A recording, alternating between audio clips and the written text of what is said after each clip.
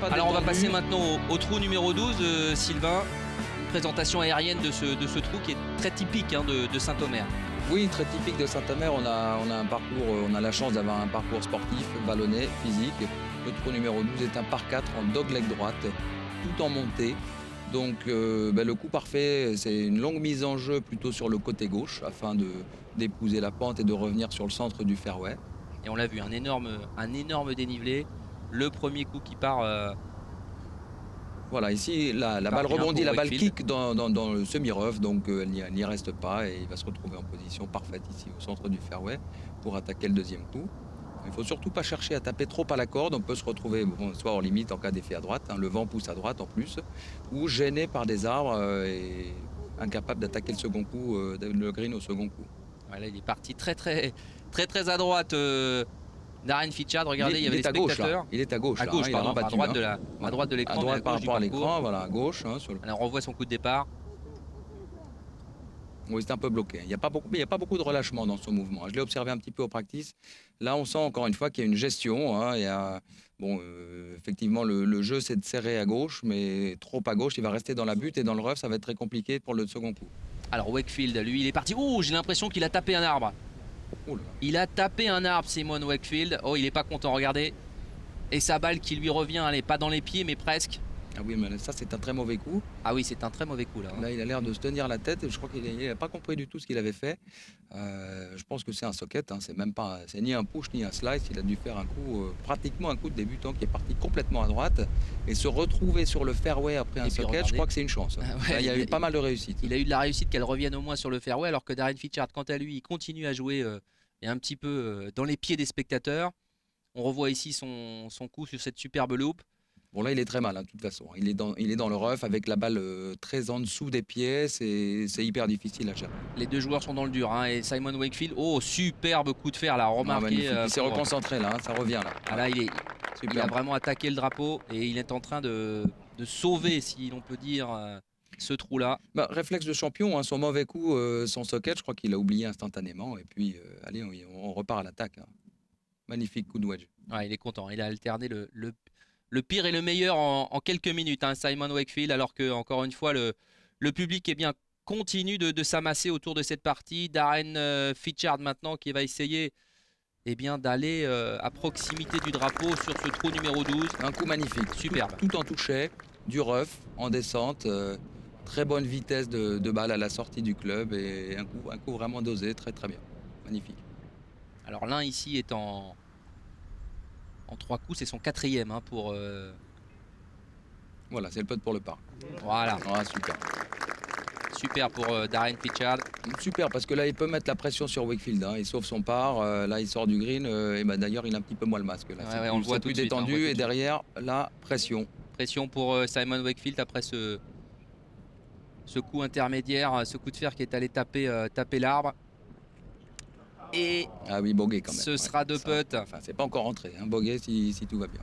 Ça fait mal, ça, forcément, pour Simon Wakefield qui avait pensé sauver l'essentiel avec cette superbe approche, mais qui devra en passer par 2 putts et certainement un bogey s'il rentre.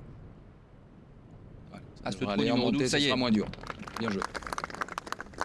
Voilà, il perd encore un petit coup et pas très content forcément Simon Wakefield après ce trou numéro 12. Il ne reste plus que 6 trous pour faire son retard sur Darren Fichardt. Les deux hommes qui continuent presque leur mano à mano. On va voir le classement. Donc après 12 trous, Fichardt qui continue à son avance alors que Wakefield, lui, est à 3 coups derrière. Oui, je vous parlais de trous de transition, de coups de transition, c'est peut-être celui-là. Alors nous retrouvons maintenant Gary Lockerby. Vous savez, on en a parlé tout à l'heure. L'autre Anglais qui est juste en embuscade derrière les deux hommes. Ici au trou numéro 13. Pas très content parce que c'était son 2e coup. Voici son 3e. Et c'est court pour Gary Lockerby. Alors lui, il n'a pas le droit à l'erreur. C'est simple. S'il veut rattraper les deux hommes, il faut qu'il rentre absolument tout. Voilà, ça va. Il va s'en tirer avec un bogey sur ce par 4 très difficile. Il a raté son 2e coup. Il était à gauche donc du green près du bunker. Un peu agressif sur le chip. Vous voyez qu'il est ressorti du green. Et approche putt derrière, ça va. Il n'y a pas de casse. Alors nous voici au 14 avec ce long putt de Darren Fichardt qui a du mal. qui a du mal aujourd'hui, le Sud-Africain. Heureusement que derrière, eh bien, d'autres font quelques petites erreurs. Parce que sur ce par 5, trou numéro 14, il est encore loin du trou. Alors Wakefield, que super ligne. pour Wakefield, c'est beaucoup mieux. Allez, il est à -1 à ce moment-là, Simon Wakefield. Et vous voyez qu'il vient, on n'a pas vu ses coups avant, mais il vient d'enchaîner 3 bogeys. Pour Fitchard, c'est un peu dur également. Ce sera bogey aussi sur ce trou numéro 14. 3 putts pour le Sud-Africain, -5. Pour le moment, il gère son avance. Et le Sud-Africain, il est plutôt content que derrière lui, eh bien, ça ne revienne pas trop fort. Alors voici le classement après le trou numéro 15. Vous voyez que Fitchard, Wakefield se tiennent en quelques coups.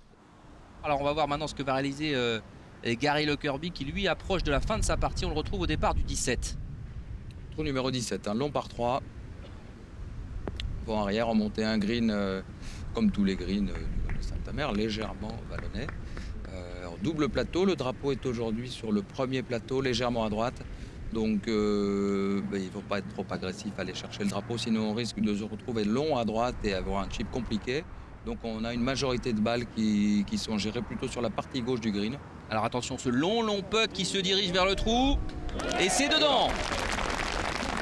On entend les clameurs de la foule. C'est peut-être le putt du jour hein, pour Gary Lockerby. Superbe putt qui est en train bien de mettre la pression sur Simon Wakefield et de revenir petit à petit. Et Gary Lockerby maintenant, après avoir rentré ce magnifique birdie, aborde maintenant son dernier trou, le 18. Superbe, très bien joué. Je pense que là, il a fait un énorme drive. Il est très près du green. Allez, en position à nouveau, à nouveau de birdie pour Gary Lockerby. Figurez-vous que c'est sa 6e participation à Saint-Omer. Et c'est la première fois... Ah, c'est dommage, hein, il va finir simplement par le par au 18. C'est la première fois qu'il passait le cut, Gary Lockerby. Eh bien, ma foi... Il a bien fait de revenir. Il a bien fait de revenir. Parce que regardez, superbe carte aujourd'hui. 3 fois sous le par. Et Gary Lockerby, il est en train tout simplement de remonter à la 2e place ex-aequo, alors qu'on voit la foule se masser pour le dernier trou de la journée. Simon Wakefield. Il va peut-être faire un bon coup, Gary Lockerby. Bon, ça, c'est les conditions typiquement britanniques. Hein. Ce style de joueur très costaud, très massif, dans le vent, et ça tient la route. Et je pense qu'il va être récompensé. Alors Simon Wakefield, lui, il sait qu'il ne pourra plus rattraper Darren Fitchard qui est en train de se diriger vers sa victoire. En revanche, alors là, il joue un petit bois. Hein, c'est même pas un hybride, ça doit être un bois 5. Ce drive-là... il est long.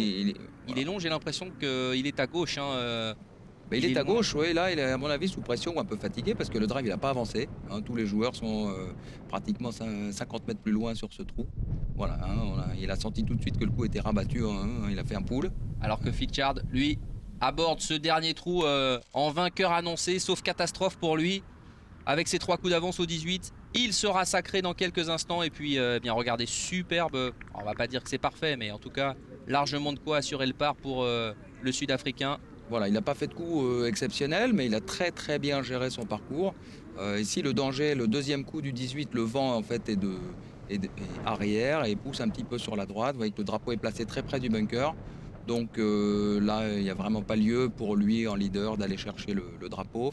C'est très bien géré, un petit peu chercher le fond du green, le 2e plateau par la gauche. Alors que pour Simon Wakefield, ce coup-là, il est très très important parce qu'il est en train d'essayer de sauver sa 2e place, l'anglais.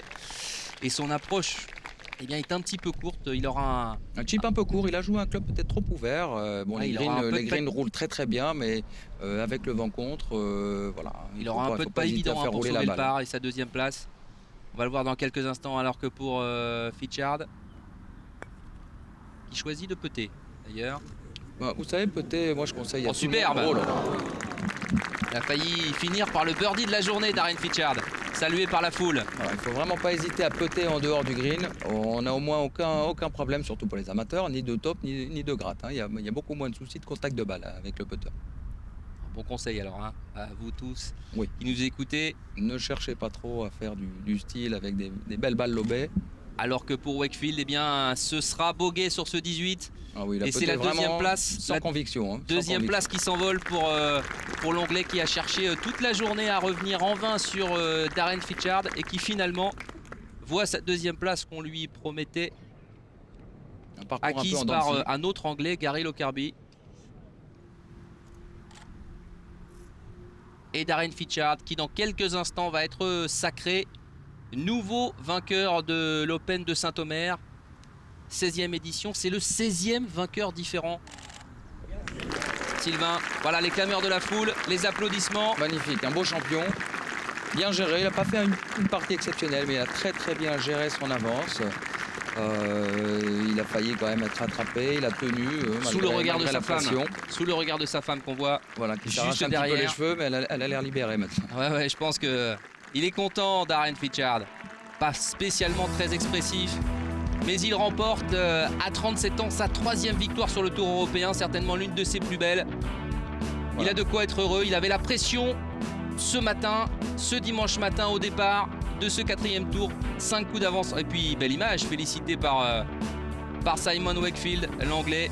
Voilà, un bon combat, c'était un tournoi quand même très difficile, hein, très sportif, très physique, des conditions dures, beaucoup de vent. Dans les bras de son caddie aussi, voilà, on voit qu'il n'est pas très expressif, mais il n'a pas fait une très bonne partie. Il n'a pas tapé que des purs coups de golf, mais c'est très bien géré.